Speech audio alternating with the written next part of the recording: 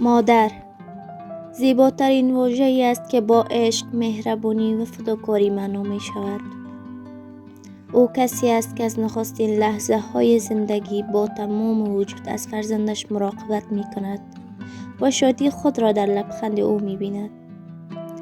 هیچ کس مانند مادر بی قید و شرط دوستمان ندارد و در سختی ها مانند پناهگاه امن کنارمان نمی ماند.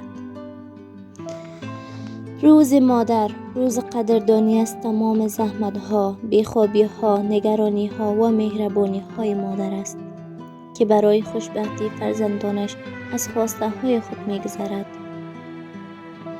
مادر با دستان پرمهرش اشکهای ما را پاک می کند و ما امید می دهد و راه درست زندگی را به ما می آموزد. او مانند شمع می سوزد تا خانه و زندگی فرزندانش روشن بماند. گاهی در شلوغی زندگی فراموش می کنیم که مادر چقدر برای ما فداکاری کرده است. روز مادر به ما یادآوری می کند که باید از او تشکر کنیم، او را در آغوش بگیریم و به او بگوییم که چقدر دوستش داریم. نه فقط روز مادر، بلکه هر روز را باید از او تشکری کنیم.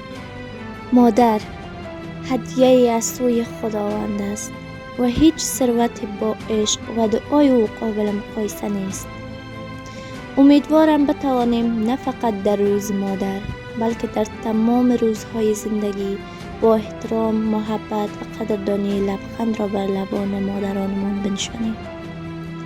اگر بهشت را بخواهم، آن را در دستان گرم و قلب مهربان مادرم می‌بینم.